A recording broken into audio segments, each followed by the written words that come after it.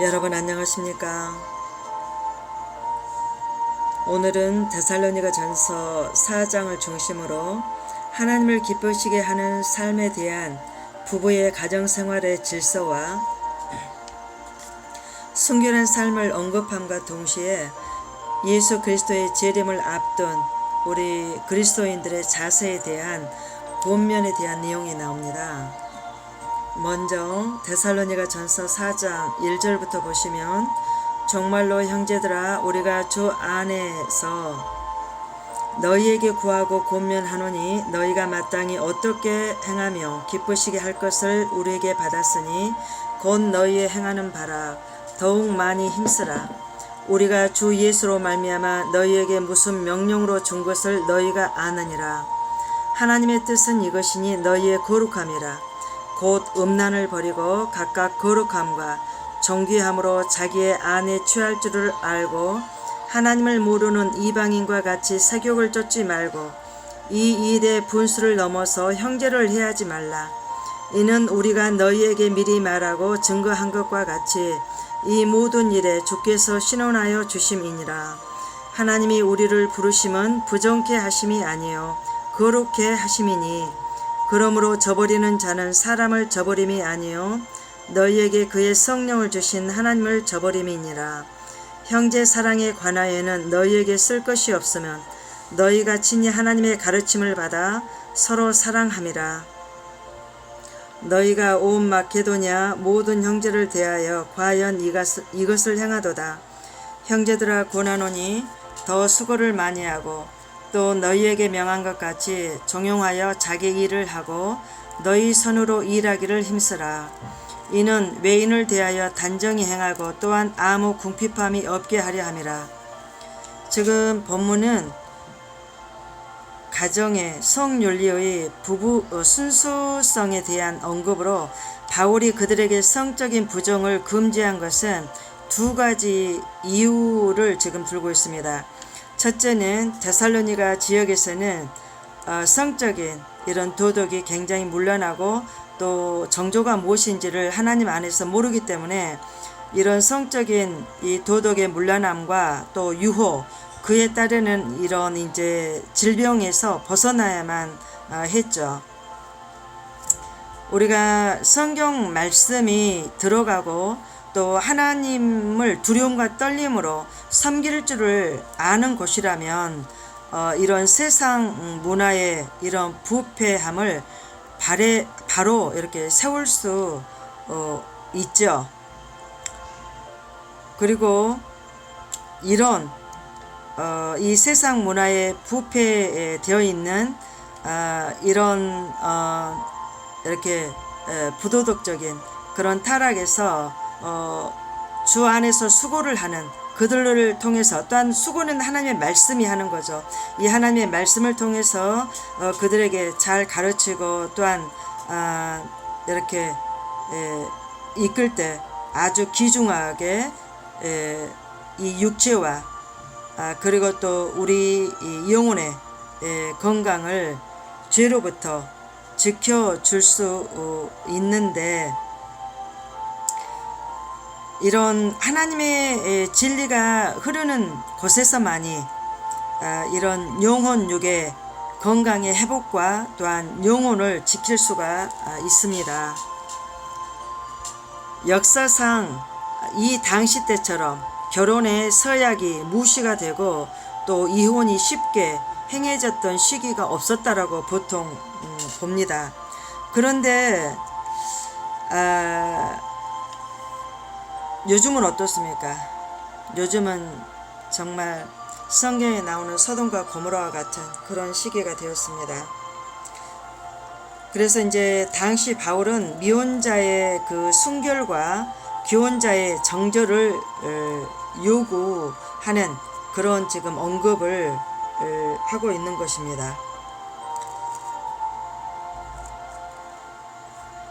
요즘은 어떤 외부적인 전쟁이나 어떤 나라의 큰 위협보다는 이런 매스컴을 통해서 이 젊은 우리 아이들의 우리 자녀들의 이 영혼들이 세상의 가치관으로 물들어가고 또 하나님 앞에 돌아오기 너무 힘든 그런 이런 영적인 또한 육적인 그런 타락을 부추기고 있는 걸 보게 됩니다.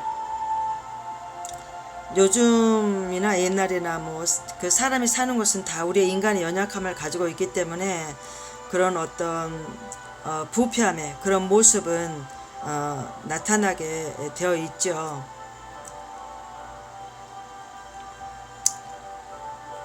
요즘은 특별히 이제는 이렇게 감추어진 그런 위에서부터의 그 부패함이 드러나고 있는 그런 시기에 우리가 또한 살고 있을 뿐만 아니라 얼마나 이러한 것들이 의도적으로 진행되어 왔는지 또한 우리가 여러 가지 많은 추악한 진실들이 이렇게 이제 드러나면서 우리가 이 세대를 또한 보고 있습니다. 이런 것들을 부추겼던 그런 이제 뭐 글을 쓰는 자들이나 또 이제 정말 존경을 받았던 그 자리에서 이러한 것들을 부추겼던 그러한 자들이 또한 이 젊은 층에서 그 영적인 타락을 유도하고 그 결국이 또한 어떻게 됩니까? 물론 저는 언급하고 싶지는 않습니다만 그 죄의 결과는 너무나 비참한 것입니다. 죽음, 사망이거든요. 그래서 우리는 우리 젊은이들에게 그 결국 그것을 제대로 가르치지 않냐면 그 결과를 우리 자녀들에게서 우리 부모가 또한 그 고통과 괴로움을 먹게 되어 있다는 것입니다. 그래서 우리는 정말 지금은 그 어느 시대보다 우리가 사는 그 삶은 조금 풍족해졌을지 모르지만 이런 영적인 그 또한 우리의 삶의 그 바탕이 너무나 부패하고 또 우리 자신을 지켜가려고 해도 너무나 이 주변에 넘어뜨리려고 하는 자들이 의도적으로 접근해오는 자들이 너무나 많기 때문에 정말 하나님 앞에 금식하면서 하나님께서 주신 증거로 그들 앞에 서지 않으면 우리 또한 무너질 수밖에 없는 그런 시기에 살고 있습니다. 물론 그들 배후에는 사단이 역사하는 거죠. 그리고 사단이 우리 믿는 자들에게도 역사해서 우리를 아주 강교하게 그들 앞에 정말 정직하지 못한 그런 부정적인 인물로 이 사단이 부각을 시킵니다. 그래서 하나님께 피하는 자만이 아마 이런 모든 시기에 도움을 입고 또한 피할 길을 안내받을 수 있지 않나 저는 저 자신이 겪었기 때문에 저는 그걸 여러분에게 우리 하나님의 그 인도하심과 또한 지켜주심을 저는 깊이 신뢰합니다.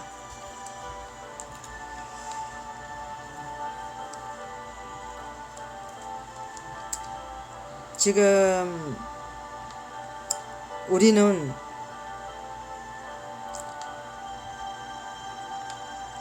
지금 우리가 살아가는 시대를 보면 누가 먼저 잘못을 하고 또 상대방을 되려 공격하는지 모를 지경입니다.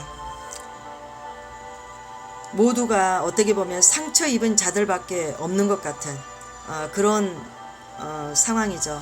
물론 우리는 다른 사람에게 상처 입힌 건 전혀 생각을 않고 나 자신이 상처 입은 것만 굉장히 크게 우리 마음을 때리죠. 다른 이들의 아픔과 고통을 이해하기까지는 나의 상처에 또한 그 바닥을 길 때 그때서야 그 상대방도 너무나 가슴이 많이 아팠겠구나. 저도 이제 나이가 들어서 이제 또 이런 결혼을 시킨 출간 또 자녀가 있고 또 결혼을 시켜야 될 이제 그런 자녀를 둔 상태에서 우리 시어머님과 우리 친정 부모님들의 이 마음의 고충을 좀 이렇게 헤아리게 되는 것 같아요. 그래서 왜 철들자 이제 죽음이 이렇게 오게 된다고 참 너무너무 참 죄송하고 그냥 우리 자식들 챙기다가 우리 부모님 또한 우리 시어머님 제대로 챙겨드리지 못하고 말 한마디 참 그 마음에 이렇게 공감할 수 있는 말 한마디 제대로 이렇게 따뜻하게 해드리지 못한 것에 대해서 너무나 죄송하고 아파요. 그리고 또 이제 너무 죄송해서도 이렇게 참 그 마음을 헤아리는 이렇게 따뜻한 말씀을 드릴 줄을 몰랐던 것 같아요. 이제 우리 자녀들의 이렇게 이제 삶의 모습들을 보니까 지난날 저의 모습도 생각도 나고, 이럴 때는 또 우리 자녀들이 자라는 그런 모습들을 보면서 또 이제 못하는 모습 이제 교차하죠. 그런 것들을 보면서 참 이렇게 지난날 저 자신을 참 많이 지금은 좀 회개를 하고 있습니다. 그래서 우리가 참 다른 이들의 마음을 헤아려야 한다는 거 참 쉽지가 않은 것 같아요. 그리고 또 어떻게 보면 가장 가까운 가족이나 이웃들을 통해서 우리는 상처를 주고 받고, 그리고 또 어떻게 보면 또 이제 그 가족들로 인해서 여러 가지 상처를 입은 것들을 보면 정말 예수님처럼 그냥 자신이 스스로 십자가를 져버린 상태에서 그냥 바보가 되고 참 외톨이가 되어서 끝까지 그 아픔을 다 짊어지고 죽음까지 간 그런 분들도 또한 이렇게 뵙게 됩니다. 그런 걸 보면서 비록 사람들에게는 참 많은 아픔과 고통을 당했던 그 영혼이었다 할지라도 하나님께서 그 영혼의 가실 길을 보여주셨을 때 정말 우리 뭐 흔히들 그러잖아요. 소천하셔서 천국에 이제 이렇게 들어가는데 예수님께서 나오셔서 맞이하는 영혼들은 많지 않다고. 그런데 그 아픔과 고통 속에 살았던 그 정말 한 영혼이 가셨을 때 그 영혼이 예수님과 정말 만나는 그 장면을 이렇게 보여주신 걸 봤을 때 우리 하나님은 다 보고 계시고 또 그 아픔을 다 이렇게 기억하고 계신다는 그 사실을 저는 공감을 합니다. 그래서 여러분 스스로의 그 많은 아픔이 있다 할지라도 우리 주님께서 곧 오셔서 위로해 주실 것입니다. 지금은 정말 우리 많은 이들이 이런 마음에 또한 육신에 또한 여러 가지 삶의 속에서 많은 상처들을 이렇게 입고 또 이렇게 어떻게 보면은 부패할 정도로 부패해버리는 이런 사회가 되지 않았습니까? 더더구나 복음을 들고 외치는 강단에서까지 이 복음으로 자신을 속이고 자신들의 할 일들을 속이는 이런 사탄의 일에 가담하고 있으니 우리 성도님들, 우리 특별히 우리 성도님들께서 깨어서 이제는 사람을 보지 마시고 주변에 그 사람을 존경한다고 해서 그 사람의 칭찬하는 말에 따라가지 마시고 오직 우리의 따라야 할 대상은 예수 그리스도의 복음밖에 없다라는 이 사실을 깊이 우리는 명심해야만 되는 그런 시기에 우리가 살고 있습니다. 오직 하나님의 말씀의 진리만이 여러분을 온전한 분별을 가져올 수 있도록 여러분을 진리 가운데 이끌어 가실 것입니다. 사람의 가면에 속지 마세요. 가면은 온유하고 아주 진실해 보이고 그리고 정말 그 사람이 없으면 내가 못 살 것 같은 그런 뭔가 또 이렇게 도움을 줄 수도 있습니다. 그러나 우리가 진리 안에서 보면 하나님께서 그 실체들을 알려주시고 그들을 위해서 기도하게 하시고 우리가 도움을 받은 건 받은 거고 또 그분들이 하나님 앞에 서 있지 못한 것은 또한 서 있지 못한 대로 또 우리가 하나님께 그 문제를 가지고 가서 우리가 그분들 위해서 기도해야 되겠죠. 네. 우리는 서로 어떤 상황에서 헤어나오지를 못하고 그 가운데 지금 그분들이 계신지 우리는 알지 못하잖아요. 우리가 지금까지는 알지 못하고 그런 여러 가지 왜 내가 이렇게 어려운 가운데 이렇게 계속 당하면서 살아야 되나 정말 왜 이렇게 진리 안에 서 있는 자가 많지를 않은가.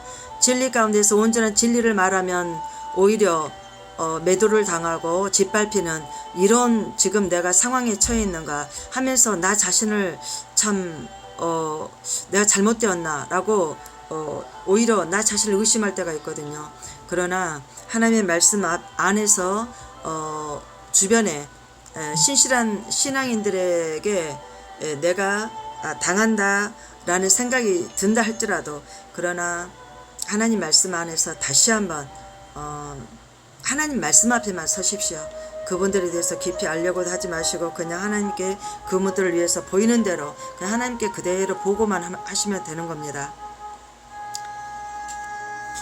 이제는 우리 주님의 오심의 시간이 지금 점점 다가오고 있고, 또 자연의 재난을 통한 하나님의 경고는 점점 높아지고 있는 이 시기에 우리는 오직 신앙 안에서, 말씀 안에서 정신을 바짝 차리고 주변에 가면 쓴 자들에게 속아 넘어가지 마시고, 또 여러 가지 화를 당하지 않도록 여러분 스스로가 깨어서 금식과 기도로 하나님 앞에 온전히 서야만 될 때라는 사실입니다. 우리가 순결해야만 하는 그런 이 이유는 성도는 하나님의 거룩함에 부르심을 받았기 때문에 그렇습니다. 우리가 알지 못했을 때는 주변의 악한 자들에 의해서 우리가 여러 가지 어려운 일들을, 또한 어려운 상황들에 처할 수도 있고, 또한 어려운 소문에, 또한 그들이 파놓은 함정에 우리가 들어갈 수도 있겠죠. 그렇지만 이런 부정은 중한 죄로서 하나님의 심판이 분명히 임한다는 사실을 기억하십시오. 그래서 우리가 요한계시록에도 지옥에 떨어지는 자들은 회개하지 않는 자와 간음하는 자라고 나오지 않습니까? 부정은 결국 우리를 만드신 하나님을 무시하는 행동의 죄로서 바울이 데살로니가 교인들에게 경고한 이 부정은 오늘날 어디서나 만연하는 유행처럼 지금 번지고 있고, 또한 이런 죄들을 법적으로 오히려 합법적으로 통과를 시키고 있어요. 더더구나 동성애까지 창고를 하니 우리가 이 시대에 누구를 의지하고 믿겠습니까? 오직 우리의 믿음의 대상은 예수 그리스도, 그 한 분밖에 안 계시다는 이 사실을 기억하십시오. 우리 인간의 연약함으로 우리가 하나님의 진리 앞에 서본 경험이 없다면 누구나 이 죄악에 넘어질 수밖에 없고, 그래서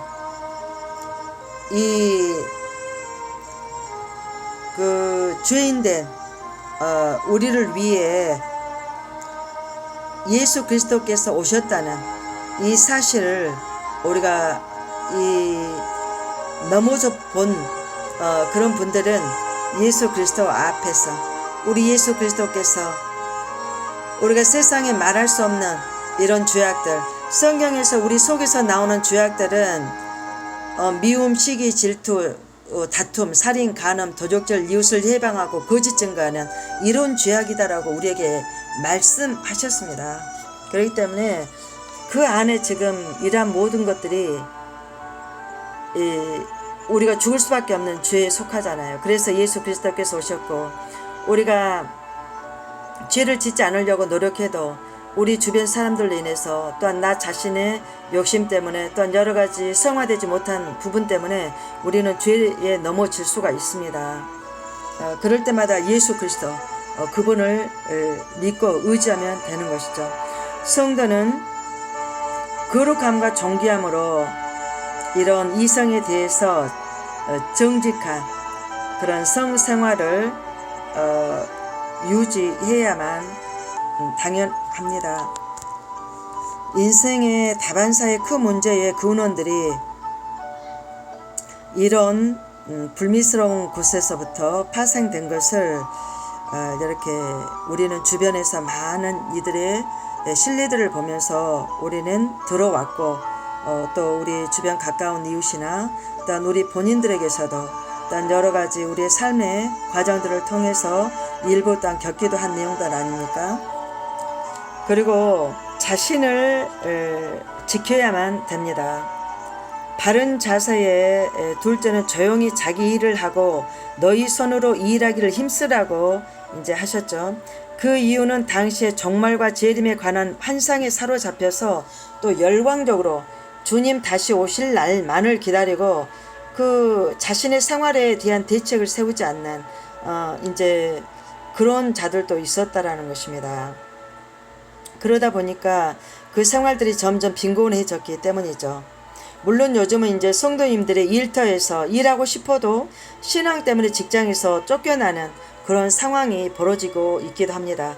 그러니까 지금 우리 성도님들에게는 어떤 지금은 뭐 건물을 사고 또 어떤 세상에 부를 축적하기 위해서 살 시기는 아닙니다.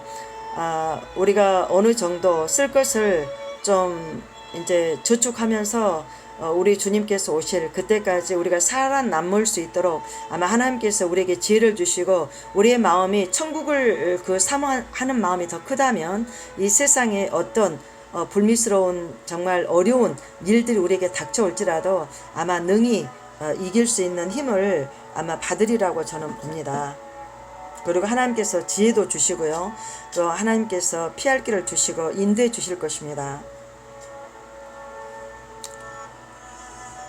지금 성적인 타락이 오면은 그와 더불어 오는 것이 영적인 타락이 지배하게 된다는 사실입니다. 지금 바로 우리가 살고 있는 이 시대가 그렇습니다. 성도는 주의 말씀 안에서 성결함을 추구하고 주에서 자신을 지키도록 힘써야만 하는 그런 시대라는 것을 우리는 깊이 통찰해야만 합니다. 누가 죄에 져서 살고 싶겠습니까? 우리는 어떤 시련들이 오게 될지 모르나 모든 그 시험에서 건져주시고 또 악한 길에서 우리를 건져 주시기를 우리 주님께 간절히 기도하면서 우리 주의 오실 길을 우리 예비하며 나갑시다. 성경에 그 야곱의 딸 디나가 하나님의 법도를 알지 못하는 자들에게 강간을 당했고 이것은 결국 그 이제 디나 오빠나 이제 또 동생들에게 가족들에게 피바람을 몰고 오게 되는 이런 사건이 되었고 그 구약의 역사 가운데서도 이 사건이 굉장한 큰 사건이 되게 됩니다. 디나는 단순히 호기심에 그 바깥 이웃 마을을 구경하고 싶어서 나갔지만 그는 강간을 당하고 돌아온 것입니다.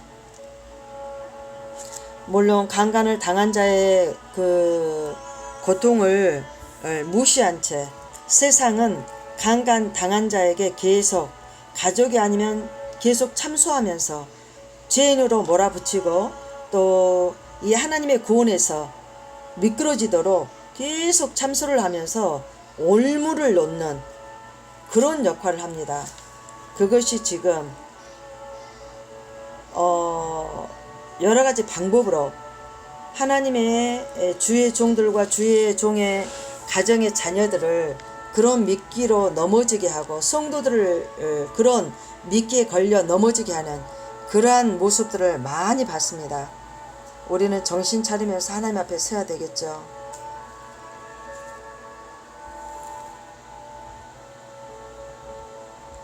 물론 여기에는 흑암의 세력들의 아주 치밀하고 간교한 그런 계획이 들어있었다라는 것을 요즘은 많이 알게 되었죠. 이젠 그 실체들이 아마 하나하나 드러나게 될 것입니다. 우리는 그동안 얼마나 많은 이들이 그러한 자들의 그 실체들을 위해서 기도를 했겠습니까? 하나님 신원해 달라고. 세상의 문화를 우리 생각에서부터 탈피하시고 오직 예수 그리스도 그분께서 주신 그 길을 우리는 마땅히 따라가야만 됩니다. 머지않아 우리의 눈물을 닦아주실 예수 그리스도께서 곧 오실 것입니다. 그럼 예수 그리스도의 재림에 대한 내용을 한번 살펴보시겠습니다. 4장 13절부터요. 형제들아 자는 자들에 관하여는 너희가 알기를 알지 못함을 우리가 원치 아니하노니 이는 소망 없는 다른 이와 같이 슬퍼하지 않게 하려 함이라. 우리가 예수에 죽었다가 다시 사심을 믿을진대 이와 같이 예수 안에서 자는 자들도 하나님이 저와 함께 데리고 오시리라. 우리가 주의 말씀으로 너희에게 이것을 말하노니 우리 주 예수 그리스도의 강림하실 때까지 우리 살아남아 있는 자도 자는 자보다 결단코 앞서지 못하리라. 주께서 호령과 천사장의 소리와 하나님의 나팔로 친히 하늘로 쫓아 강림하시리니 그리스도 안에서 죽은 자들이 먼저 일어나고. 주께서 오실 때 어떻다고요? 주께서 호령 큰 명령 소리와 천사장의 소리와 하나님의 나팔로 친히 하늘로 쫓아 강림하시리니 그리스도 안에서 죽은 자들이 먼저 일어나고 그 후에 우리 살아남은 자도 저희와 함께 구름 속으로 끌어올려 공중에서 주를 영접하게 하시리니 그리하여 우리가 항상 주와 함께 있으리라. 그러므로 이 여러 말로 서로 위로하라. 본문에서는 데살로니가 전서를 기록한 중요한 목적의 하나인 예수 그리스도의 재림에 대해서 지금 언급을 하고 있습니다. 그 첫째 이유는 데살로니가 교인들의 의구심 때문이었습니다. 데살로니가 교인들의 의심은 예수님께서 재림하시면 살아남은 이들은 그대로 예수님과 함께 들러 올려서 휴거되어 승천하겠지만 이미 죽은 이들은 무덤 속에 있으니 육체가 썩었으므로 어떻게 되겠느냐 하는 것이 아주 궁금한 그런 과제였었습니다. 그래서 그들은 과연 자신들도 주께서 오실 때 주님의 재림의 영광에 동참할 수 있는가 하는 그런 염려였습니다. 그래서 바울은 거기에 대한 그들의 의심에 대해서 답변을 주고 있는 것입니다. 로마서 8장 38, 39절에서 보여주고 있듯이 바울이 확신하건대 사망이나 생명이나 천사들이나 권세자들이나 현재일이나 장래일이나 능력이나 높음이나 다른 아무 피조물이라도 우리를 우리 주 예수 그리스도 안에 있는 하나님의 사랑에서 끊을 수 없다라고 했습니다. 요즘 얼마나 세상의 명예와 또한 강단의 그 거룩한 그런 위치를 도용해서 얼마나 많은 악들이 지금 자행되고 있습니까? 우리는 거기에서 분별하고 하나님의 사랑 안에 온전히 거하는 우리가 되기를 원합니다. 그러니 우리는 예수 그리스도의 안에 있다면은 예수 그리스도와 함께 부활하게 될 것입니다. 예수 그리스도의 사랑에서 그 누구도 끊을 수 없기 때문이죠. 시간도 죽음도 초월하는 예수 그리스도 안에서 주어진 그런 우리는 관계입니다. 그러므로 예수 그리스도의 재림의 광경에서 살펴보건대 예수님께서 철임하신 그 1000년, 2000년 전에는 아주 초라한 모습이 말구유 위에 누우신 채 우리에게 예수님께서 어린아이의 모습으로 오셨지만 다시 오실 때는 놀라운 영광과 큰 위엄으로 천사들과 함께 호령소리와 천사들의 나팔소리와 함께 오실 것이다라는 사실입니다. 큰 위엄의 능력과 권능의 모습으로 임하게 될 것입니다. 큰 호령의 명령소리와 천사들의 나팔소리와 함께 오실 것입니다. 예수 그리스도 우리 주님의 재림이 죄인들에게는 무서운 형벌의 심판이 되겠지만 구원 얻은 우리에게는 그 최고의 기쁨과 영광의 그런 순간이 될 것입니다. 모든 눈에서 눈물을 제하시고 다시는 사탄의 활동도 이제는 끊길 것이고 슬픔도 애통도 없을 것이기 때문입니다. 우리 모두는 예수 그리스도께서 오실 때 반드시 변화된 몸으로 영광과 환희의 예수 그리스도를 공중에서 만나 뵙게 될 것입니다. 얼마나 장엄한 모습이겠습니까? 하나님의 큰 명령소리와 또 우렁차게 울려 퍼지고 또 천사들의 나팔소리가 또 진동할 것이고 또 예수 그리스도께서는 천사들에게 둘러싸여서 우리들을 영접하게 오실 것이니 얼마나 그 장면이 참 화려하고 생생하겠습니까? 우리의 위로의 주요 구원자가 되시는 예수 그리스도의 이름을 찬양합니다. 주께서 오시는 그날 우리 모두 그 자리에서 우리 모두 꼭 만나 뵙기를 간절히 기도합니다.